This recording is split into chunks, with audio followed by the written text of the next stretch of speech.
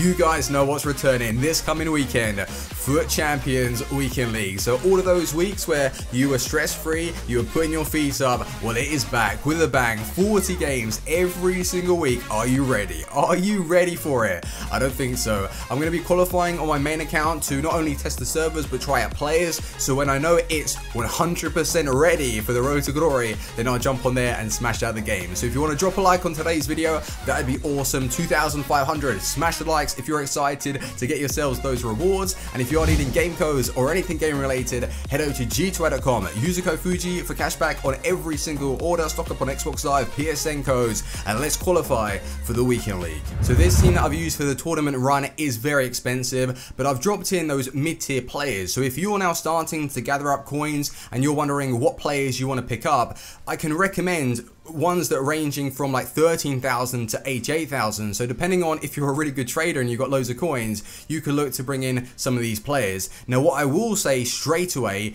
is, unless you're a very good trader and you have millions of coins and you don't mind submitting a few of those in this Mane SBC, I would hold off. He's not worth it. Even myself, I made the mistake and I had to go and buy another Mane because I submitted them in both SBCs. Oh, that was annoying. So with that, I wouldn't recommend him. And I did say at the start of FIFA 18, before this was even released, that Mane was going to be seriously expensive. And you guys were saying, well, a few people, not everybody, they were saying, no, I think he's going to be like 150,000 coins, like 130, 150. EA didn't want someone of his quality running about the pitch. He is so good, but is he worth it? We're going to find out. Butland, 81 rated Butland in goal. You got to use him. 6'5", 85 reflex saves, 83 handling. You just got to. That is what I look for in a keeper. Brilliant. Right back position, Aurier. Now, I had used him in a team previously to this one. I had him on a basic chem style, and he felt very good. Switched him up to a shadow, and I didn't notice any real difference at all. Are chem styles pack fillers? I believe them to be. I mean, is it because basic chem styles have that natural boost, so it's very difficult to tell what a shadow chem style has really done? Well, later on tonight, I want to set up a friendly match against someone I know, and I'm going to play 2 games, and I'm going to have it so one's on basic, one's on shadow, and I'm going to test the sprint speed because I think they're pack fillers, and I want to get to the bottom of it. Right centre back position, we have Laurent Koscielny. He's about 20,000 coins. Although he's lacking a little bit in his physical, he makes up for it with those clutch tackles. Unbelievable defender. Eric Bailly. Oh my god. Now you're taking a step in the right direction if you're bringing this guy in. 46,000 coins. Arguably the best centre back that I've used so far. The work rate change is perfect, and they knew what they were doing. EA knew. They've made Eric Bailly the Smalling version 2. The same defending, the same physical from FIFA 17, which Smalling had, and he's even quicker. So yeah, Bailly is the move to go for.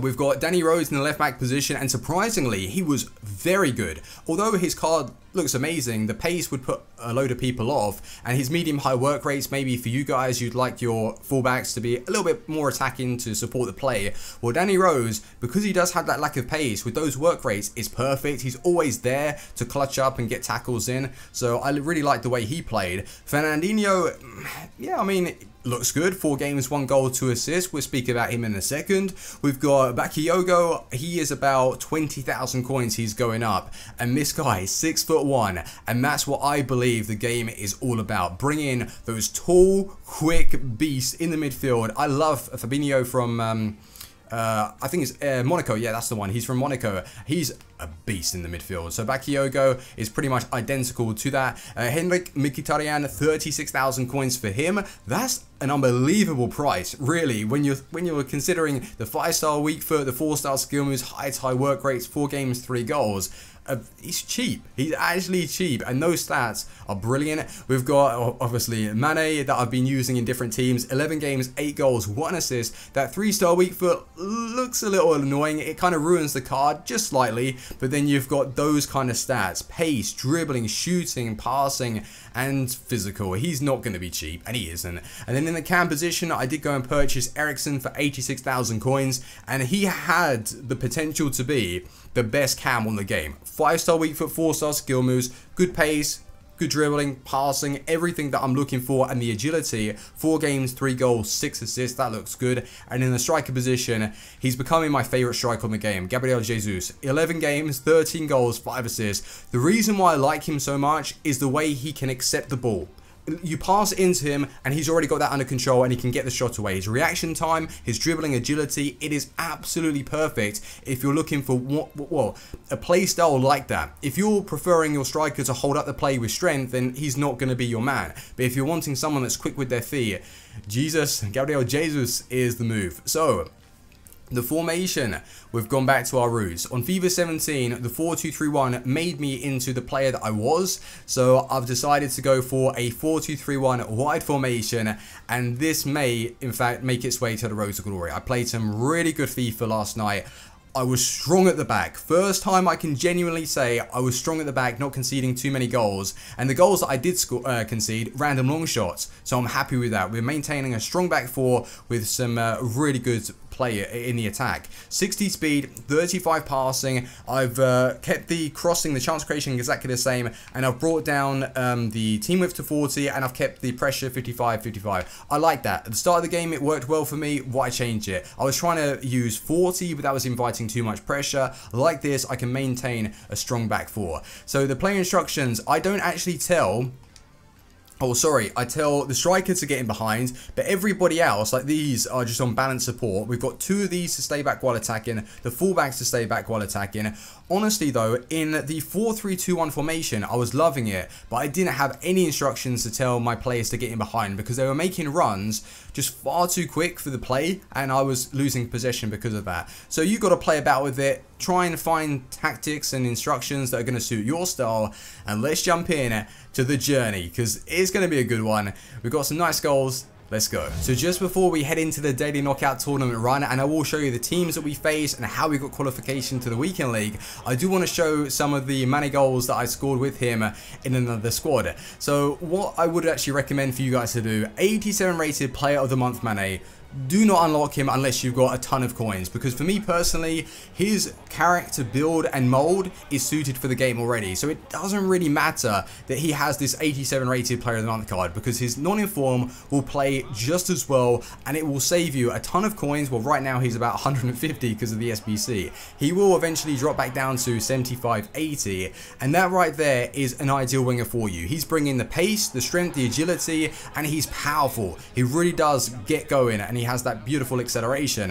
One thing that I would say isn't a card killer, but it's definitely going to affect his overall performance, that 3-star weak foot. Yes, I can score with it, and that's going to be on your screens right now, most likely, if it's the correct clip. He has that 3-star weak foot that can be shot across goal, and he can score.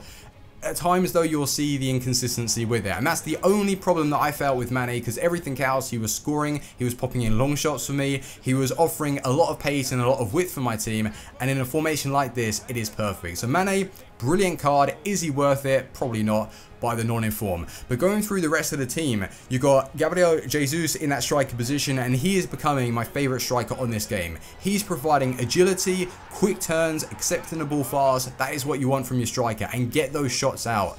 Eriksen, he provided something different to my team. It's the first time I really did feel comfortable holding possession higher up the pitch. Even in those tight situations, he was moving. I wasn't even skilling, just turning the player, using his vision to start pinging the passes. And when I was through on goal with him inside the box, he was lethal, deadly finisher. Outside the box though, I'm not too sure if it was the gameplay itself or maybe the way that I was taking these shots on, but Eriksen's finesse shots, they felt deflated. I wasn't getting real conviction behind that long shot strike, so that could maybe be down to his overall shot power. I have no idea, but what else he was providing made up for it. So yeah, I would definitely recommend at least trying him. 80,000 coins though. Yes, he's probably one of the best cams on the game, looking at his stats like 5-star weak foot, 4-star skill moves, but 80k, it does seem a little bit expensive, but he is worth it. You've got Henrik Mkhitaryan in that right mid position that I would have loved, absolutely loved if he was a cam. Well, as a right mid, he was doing work down that right hand side, offering a little bit of support on the defense, but going forward and using that agility, the dribbling, and he's got a very good finish. And in the 2 CDM positions, Bakayoko, I packed him, but he's selling for about 20,000 coins, and he is who I want partnered alongside Fabinho in the weekend league on the road to glory.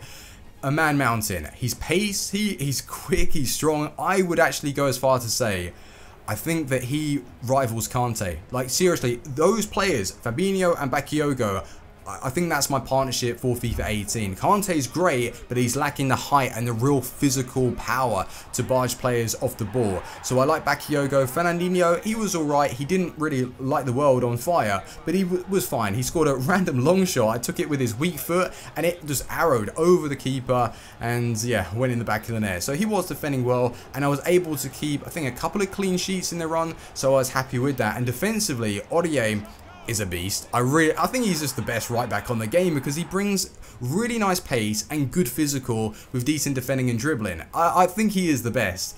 I'm going to have to test out a few more players, but still, he's just as good as he was on FIFA 17, arguably better. You've got Bailly, that's the best centre-back that I've used so far. Koscielny is a monster, really, but I know that some people would disagree because of his physical stats, and at times he might get pushed off the ball a little bit once you've just regained possession. And then Danny Rose was a surprise. He was solid. Very, very good team. So in the 4-2-3-1 formation with my custom tactics, allowing my players to come short, that's probably the move for me for the road to glory. And I know a few people were saying, Fuji, go back to the 4-2-3-1. You might enjoy it. I have. And I did, and it is becoming my favourite formation on the game once again. So, you know, the 4-3-3 flat, very good, loved it. 4-3-2-1, still enjoyed it, probably the best formation after this one. Honestly though, I went off the 4-2-3-1. I noticed that when you're against like really good players in higher divisions, sometimes those overlapping runs on the left and the right, they aren't there because of how defensive your opponent is. So when you use a formation like a 4-2-3-1 wide or a narrow one, depending on which variant you like to use, you can keep possession and you can work the ball a little bit better. So you don't really like just push everybody up. And yeah, it just works, man. 4-2-3-1 wide, I love it. So anyway, guys, let me know if you have qualified yet for the weekend league. Drop it in the comment section. But that is the run right there. We won some nice rewards, but the pack itself was pretty bad. 7.5k pack. It's always useless. But thanks ever so much for watching. Drop a like on the video, and I will see you soon. See you now. Peace.